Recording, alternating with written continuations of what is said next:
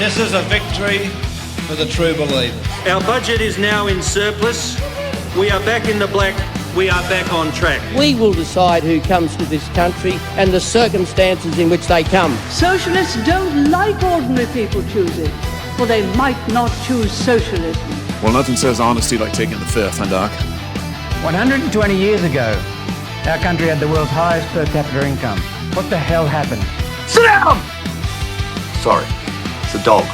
Ah, we're coming for you, globalist! Ah, coming for you!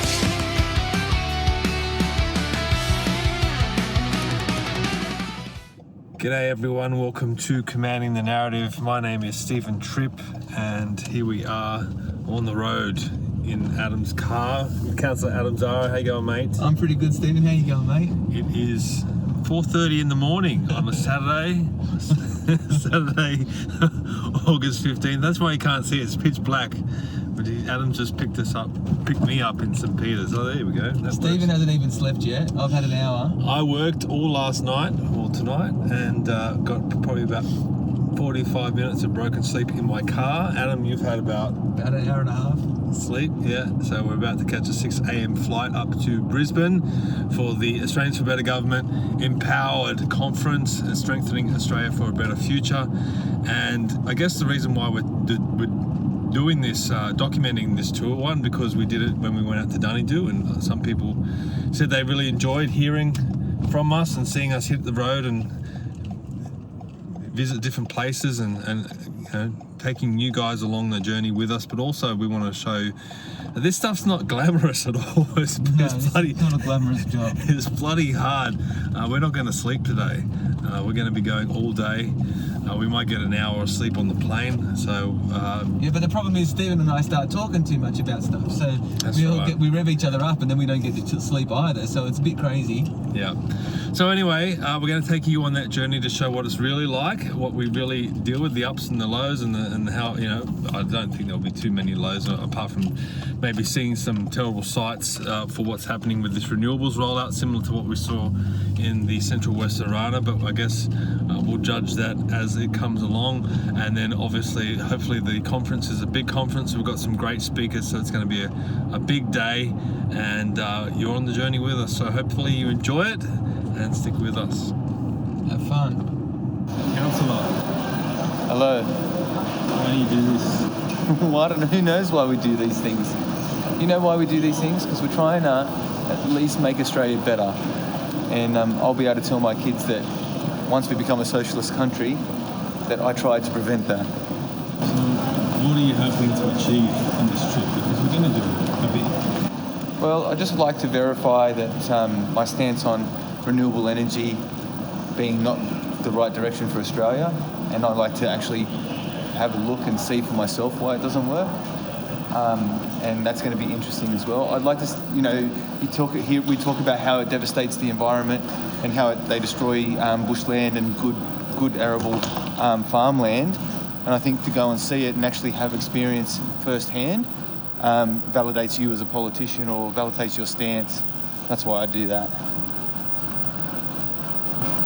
And what are you giving up by doing this? I'm giving up my weekend. I'm giving up working for myself. My small business pays for this, so 2 days off working in the business probably puts me about 4 days behind. It hurts the bottom line, end of month coming up, and that means that I can't get jobs out. But at the end of the day, I'm still fighting for a better Australia, and I'll do what it takes. Time away from the family. Time away from the family as well. But I'm a small business owner, so time away from the family is kind of a normal thing these days.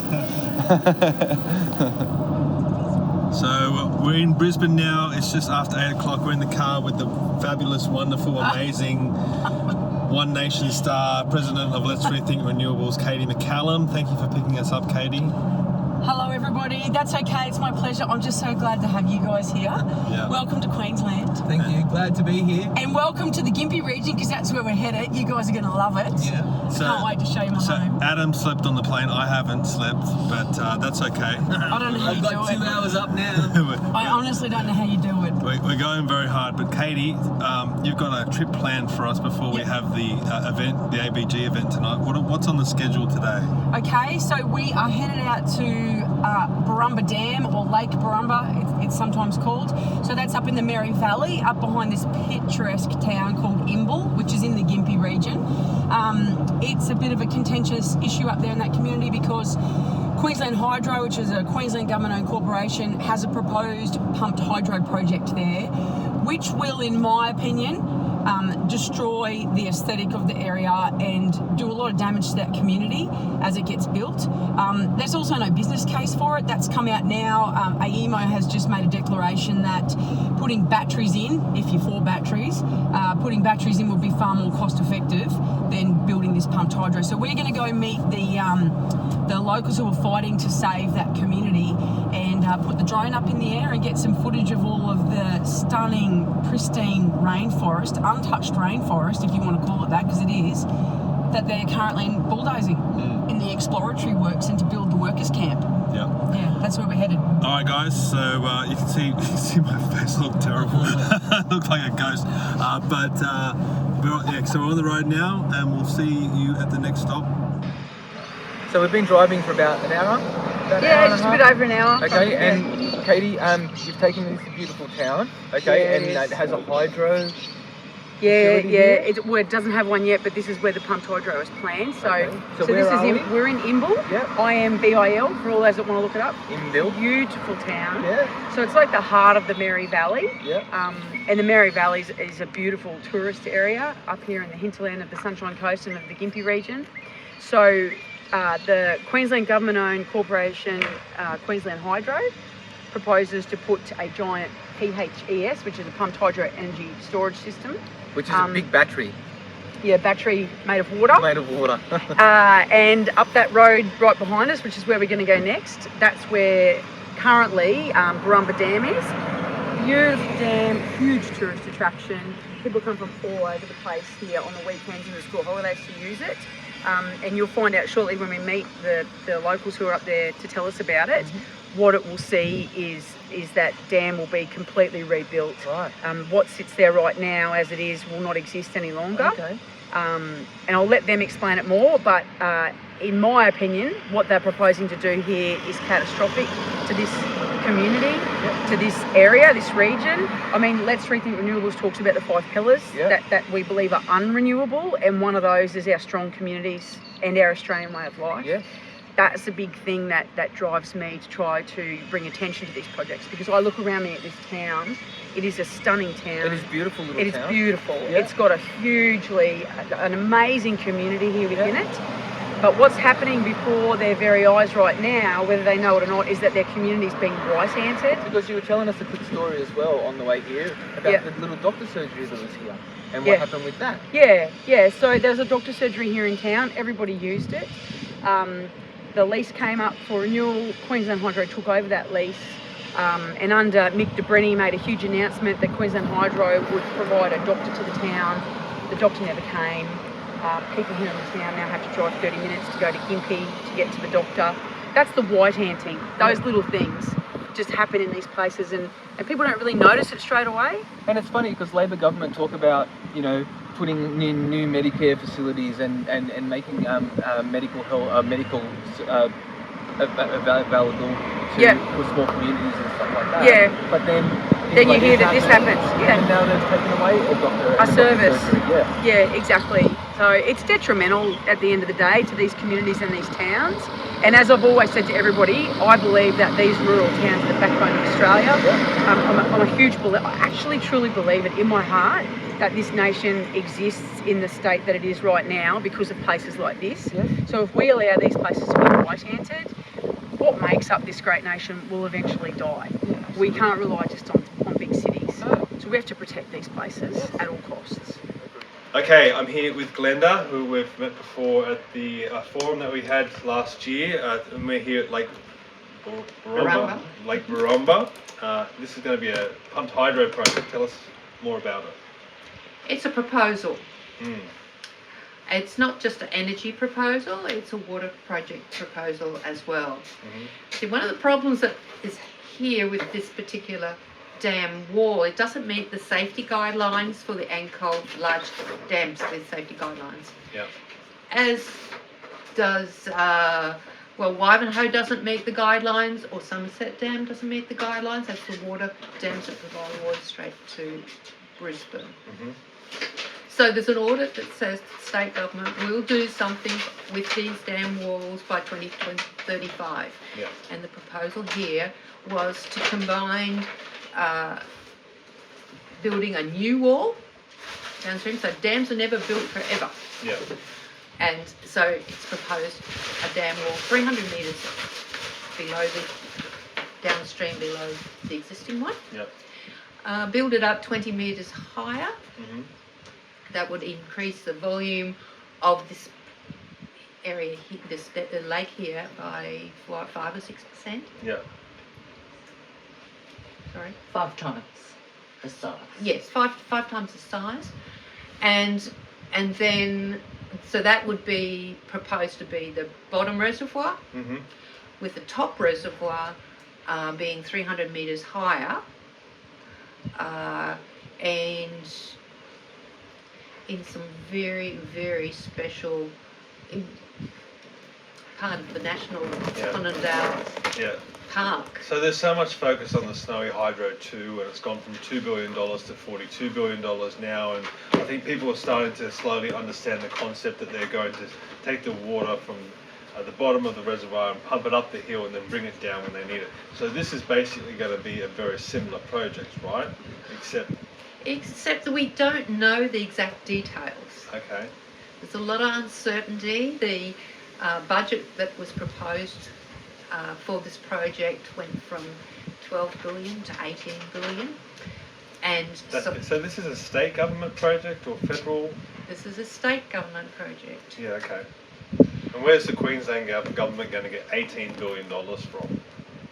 Well, that's when the LNP government came into power. They said, go back to the drawing board, basically, and the Queensland Investment Corporation has now got the responsibility of getting this project a business case, basically.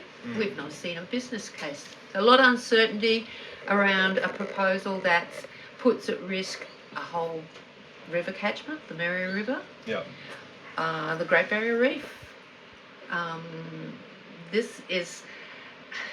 We've never seen this type of project ever in this catchment. It's got financial, engineering, environmental risks. Yeah, I remember you so talking... much uncertainty. I remember you talking about the wildlife impacts here.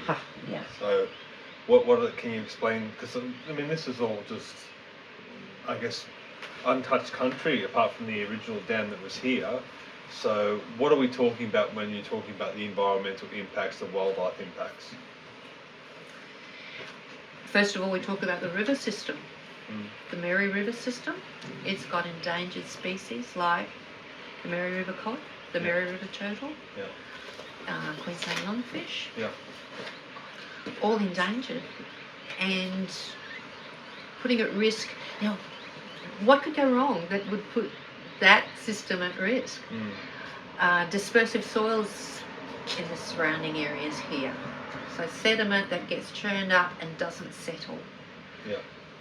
Governments have spent millions of dollars trying to reduce sediment to the Great Barrier Reef. This puts it all at risk. And experts are coming out and saying you don't put pumped hydro systems on a river system. Go off stream. Financially, there's lots of alternatives now. Batteries are getting cheaper. Construction is getting more expensive. The gap's closed. It's now cheaper to provide that battery storage via more reliable, cheaper alternatives. Well, the whole idea of pumped hydro is that you take the excess power from wind and solar and pump it here, so you can pump the water up the hill and bring it down later, so it's a giant battery. I'm not seeing any, I mean, Katie might point something out, some wind turbine projects around here, or solar panel projects, or even the high voltage transmission lines. So that's something else that you're going to have to deal with as well, because they're going to have to at least build the high voltage transmission lines to this area to be able to bring the power in and then take the power out again. So that's great point. Great point. And that's how it affects over 100 landholders where we're getting transmission and uncertainty about the transmission lines going straight through our properties. Yeah, well, I'm just looking around at the area. I mean, I don't see any cleared land. Like, this is all pretty dense. This should never have been proposed in an area like this. Yeah. We've got beautiful rainforest that's being put at risk. Yeah. We've got the densest populations of koalas in the southeast Queensland, up on the top reservoir area. Gliders. Look, all these endangered species that are at risk. If you want to pick the worst possible place to put a pumped hydro system, it is here. Yeah. It should never have been proposed. So I guess for people that are watching this in Brisbane or Sydney or Melbourne or some of the major areas that are right behind renewables and they think it's great and fantastic, what's your main message to them? It will affect everybody in the cost of living. The cost that's being proposed for this project and transmission lines will drive the cost of power up and up and up, and that will affect our long-term living standards. Yeah. Put the energy capturing things like solar panels in the cities where the energy is required. It's so obvious. Yeah. Why come out and ruin for future generations our beautiful countryside? Yeah, build close to the source of where the power is needed. Yeah, our farmland that's providing our food. Yeah. It's challenging, it's confronting, it's divisive, and there's no social license for what's being proposed. Yeah. Oh, Glenda, thank you for your time and I guess educating people a little bit more about this project. I'm sure a lot of people don't realise this is happening here. There's also one very important social aspect of this. We mentioned at the start that this doesn't meet the safety guidelines for ANCOG, for a dam wall. Well, if something goes wrong, because not only there'll be a much larger dam wall with a much larger volume of water, but also a reservoir 300 metres higher with up to 6 dam walls.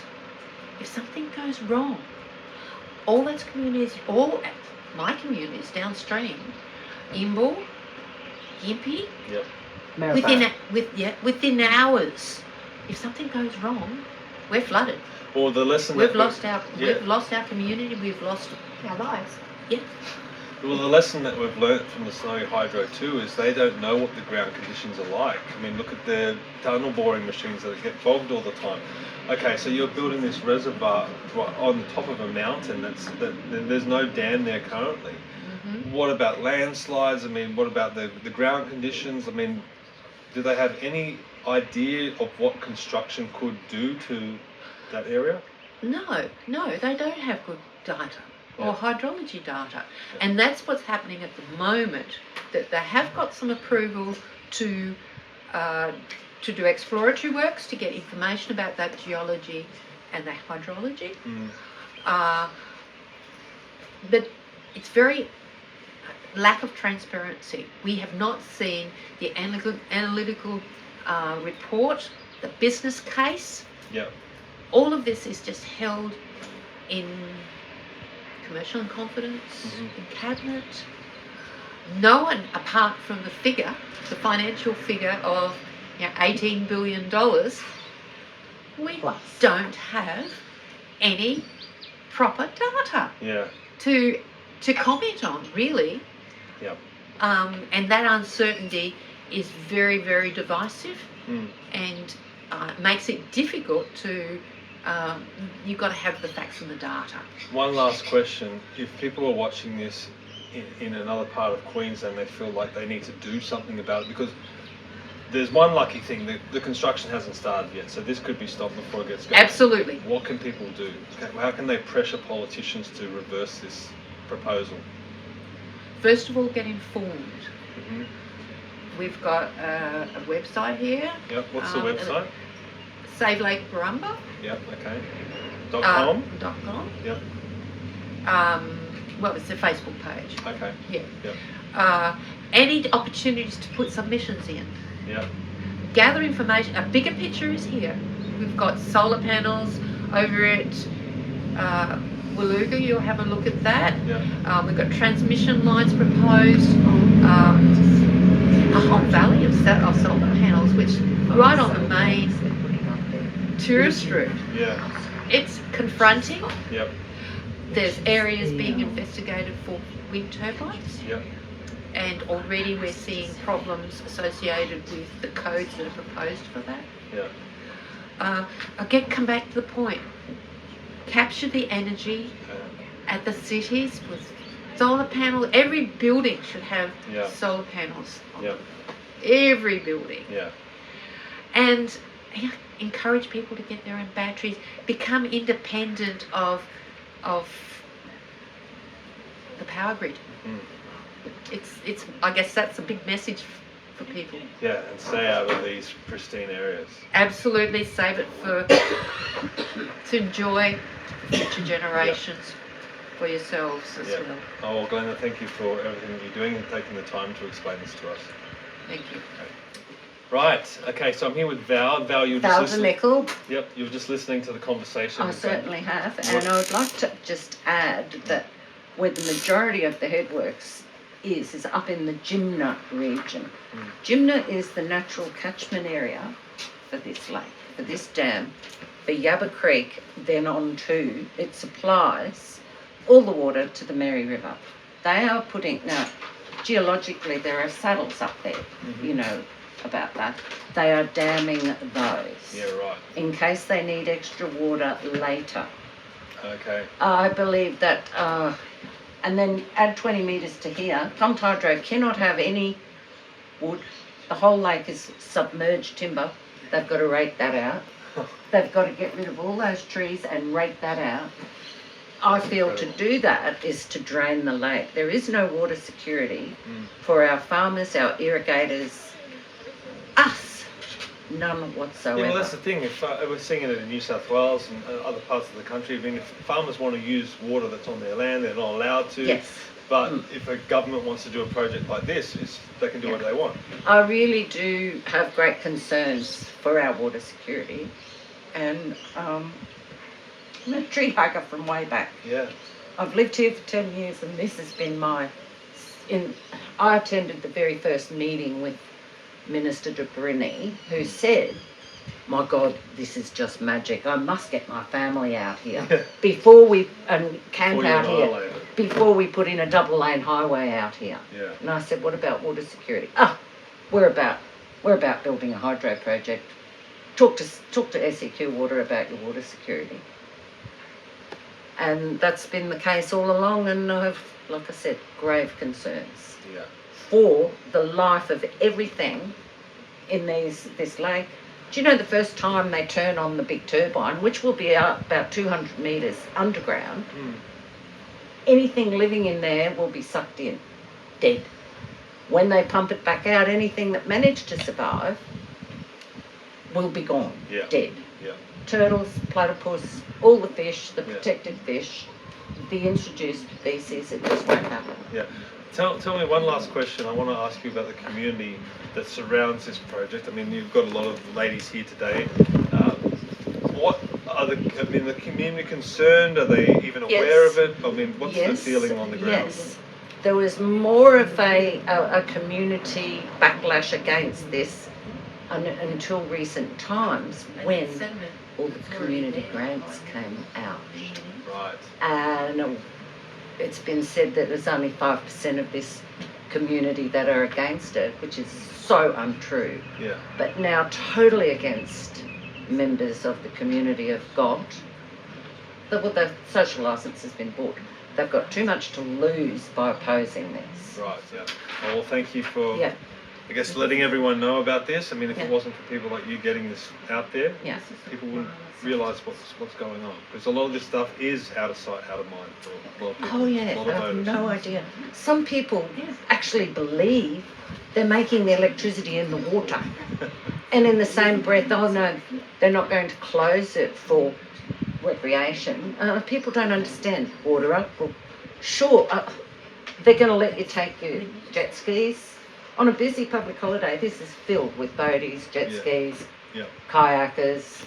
And you think, really, that tidal is going to allow people to get in there and play and drive past, just down the road here, a 24/7 concrete batching plant. Yeah. What, are you going to stop work and let all the boaties through? Well, that's the thing. I think not. The construction's going to disrupt things even forever. I mean, look at how long the Snowy Hydro 2's been going for. So. Oh, the fellow who owns that forever digging, buried tunnel boring machine has speculated in this area and bought many big properties. Right. Interestingly, recently he's put them on the market. Really? Okay. Uh-huh. Oh, we'll see he's how had bad news. We'll see how that plays out. Yeah. All right. Thank you very much. You're very welcome. Thank you. I'm here with Katy McCallum. Everyone's watching this going, I've got something to say, and I think that's important because, I mean, it's important for you locals to say something about what's going on here. So what do you have to say? Yeah, absolutely it is. So Imbil is like a sister community to where I come from, Kilkeevan, which is over that way on the other side of this mountain range. Yep. Even though it takes an hour to drive around there, we're on the back of each other. And I think it's really important for anybody that is watching this or comes out and looks at this dam and thinks about what's proposed, is it's not just this dam that the issue is with, it's the cumulative effect on this whole region that this dam will cause. Yeah. So you guys mentioned earlier on the transmission lines, and you said, and this is rightfully so, don't we need wind turbines and solar panels to apparently pump the water up into the reservoir each night? Whole idea of it, yeah. So whilst it's never been said outwardly by any politician or any bureaucrat, it's pretty obvious what's got to happen in this entire region for this to function. There's either going to be two options. They're going to have to increase the size of the coal-fired power stations out to the west here at Nanango, Tarong, which we'll see tomorrow, or they're going to have to coat this region in solar panels. You wouldn't need a pumped hydro system if you've got coal. Well, this is right, and you've just nailed it right there. Because when you see the solar farm at Waluga tomorrow, your jaw will be on the ground like it was when we went to Dubbo at the start of this year. It's exactly the same, and just this week the bulldozer was in and knocked over all the gum trees, so you're actually going to get to see them all upended. And that project was which as the crow flies is straight out this way. It's going to have to be connected to this with high voltage transmission lines, which are going to run along the foothills of the Black Snake Range. And you'll see that as well, and you'll be scratching your head saying, why would we be industrialising this? Is nothing sacred anymore. You know, like Glenda said, we should be protecting this for us, for future generations. Why are we industrialising this area? If people are envisioning wind turbines and solar panels, and you've got to also take into account the construction phase. So the pathways that they're going to have to bulldoze to get. You know, we're seeing that now in New South Wales and Victoria. I mean, look at the devastation around Graham Piper's property. He's been putting the footage up. It's actually horrific to watch. All that destruction around Marotheri Road outside Dunedoo. That's what happens when HV lines come. So we've got land like this over where I live, where the HV lines will have to go through. And all these. You tell me how you put HV lines through this. They all get cleared. And you need corridors for the high voltage transmission lines. And then you need roads to access all those sites. There's going to be vehicles running through these properties forever and a day, maintaining these giant lines. You know, all this area through here is pristine area. It's full of koalas, quolls, phascogales, wedge-tail eagles. They all live on my property. You know, I live on 900 acres. We purchased it to protect it. It's country just like this, full of wildlife. And it should remain that way. Absolutely. Once it's gone for good. It's gone for good, All right, thanks, Kate. Thank you. So what's going to happen to this tree? It'll be underwater. No, it's going to be affected by the spillway. So the spillway will come down through here, and obviously what that's going to do is it will lead to its death because it's going to destroy the natural environment here, isn't it, Glenda? Yeah. And never been logged through here. And how the spillway that's when it's overflowing? Yes. Yeah, so that happens. Oh. So it might not happen once it's built, but 10 years down the track you get a 100-year flood or something, and then it goes mental. That's the sort of pattern you have. 10, 12 years. Look straight up, Adam. Really big It's amazing, rain isn't event. it? Mad tree. It's absolutely amazing. It's like home tree. There's the Moreton Bay fig. Look at that big elkhorn up there. The staghorn. Cocks and fig parrots will be right up in the top of the canopy. What concerns me is that if the dam expansion goes ahead and that spillway does open up and there's water running down through here, you're going to have, the water's not going to be the same quality, that it's going to be dead water, which I say all the time. The water out of these pumped hydros is going to be dead water. Yep. What effect is that going to have on the root systems of these trees that are hundreds and hundreds and hundreds of years old? Absolutely. It's going to bring sediment and minerals out of the dam that would never have naturally been in here. No one knows what that's going to do to We've got these. high manganese, we've got high nickel Yeah. deposits up above that. Yeah.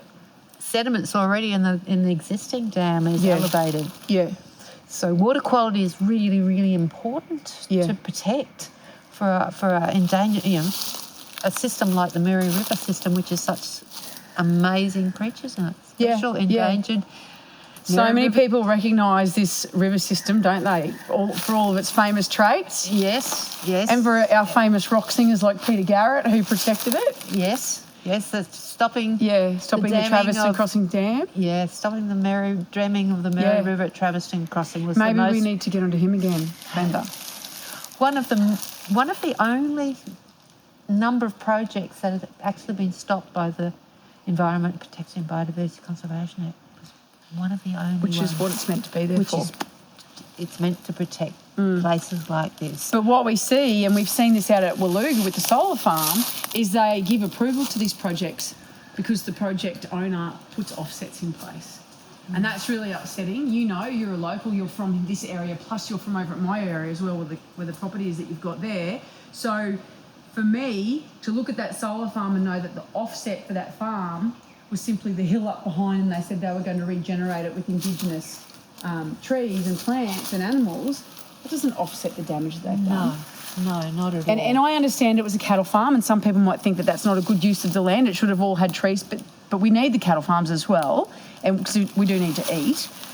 So to see what they've done now, knocking over the remainder of those gum trees, that was still home to wildlife. Yes. Whether or not it was in mass amounts like this, it was still home to wildlife, and it should have stayed there. Absolutely. But they've bulldozed a lot. There should have been a visual buffer, Yeah. a corridor left for wildlife. Yeah. Where is the wildlife going to go? Yeah. Well, I think I told you about the case where I saw that giant grey kangaroo come through under those HV lines one day. I was driving down the Wide Bay. Okay. That roo, I looked at him, I thought, where's he going to go? And, they create giant prisons, these solar farms, because they put big fences up and the animals can't go anywhere. Yeah. So he jumped across in front of me over the highway in that 100k an hour zone, smashed into the fence of the solar farm, and I watched, like, blood splattered out of his head. He hit it at such speed, turned around, bounced back onto the road and got hit by a truck right before my eyes.